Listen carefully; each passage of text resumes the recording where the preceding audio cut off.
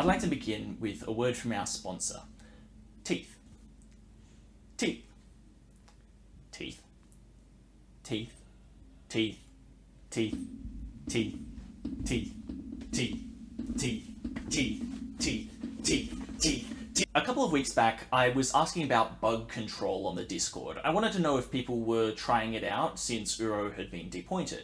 And a very attractive gentleman mentioned, sort of offhand, the draw engine of Psychic Frog and Life from a Loam. My neurons have never activated so fast. See, way back when I was 4 years old, the original Ravnica set released and brought with it a variation on a classic extended deck, Psychotog.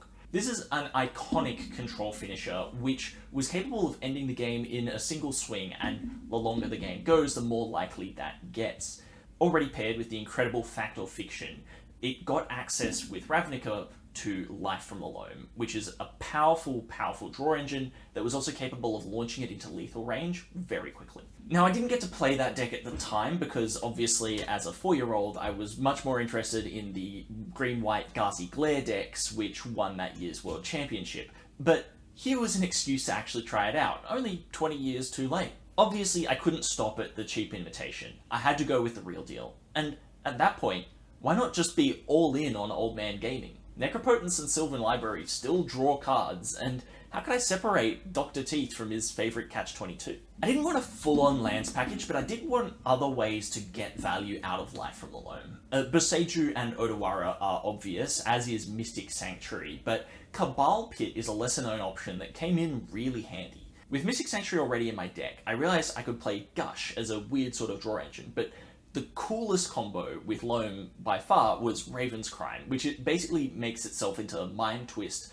that I always have access to. What's even better is that I was already thinking about Entomb to get Uro, and it can also get Life from the Loam or Raven's Crime, and with Mystic Sanctuary and enough fetches, basically any instant or sorcery that I really want to put on top of my deck. Obviously I did have to put some good cards in my deck, but I tried to keep it to classics when I got the opportunity. Things like Baleful Strix and Jace the Mind Sculptor from the old Clawblade days, and Cryptic Command really helped to set the tone, while I did round it out with some modern threats like Grist and Doko, but trying to keep it to the least interactable ones to make sure that the deck had a lock when it got control of the game. This deck is entirely nostalgia by proxy, fueled by a love for a time in the game that I've only really experienced in retrospect.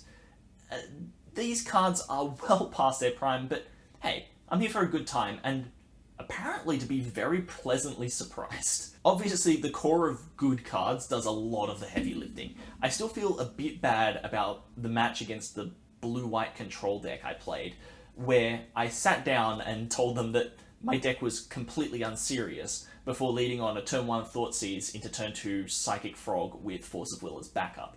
But the geezers do still got it. The first game I ever played with the deck, I won off a single swing for 16 off of Psychotog. I was always happy paying life to Sylvan, and I did not lose a single game when Necropotence resolved. You'd think there'd be some sort of risk to all of the self-damage, but if you just pass the turn with 7 cards in the grip, it turns out it's really hard for your opponents to force that last damage through. I have been extremely lucky so far not to play against any aggro, especially red aggro. Price of Progress ruins you. But honestly, I had such a good time with the deck that I would 100% play it again.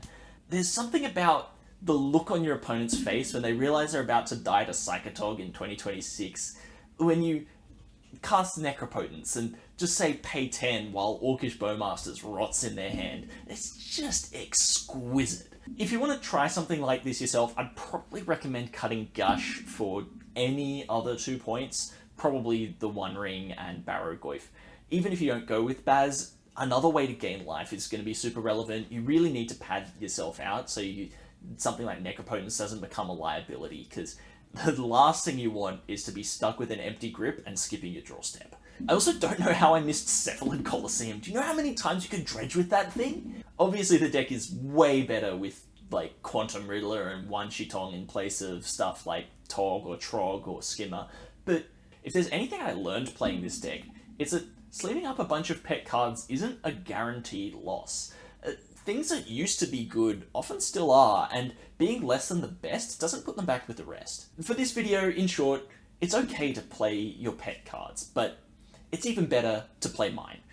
Until I see you next time, good luck, have fun, and may the best wizard win.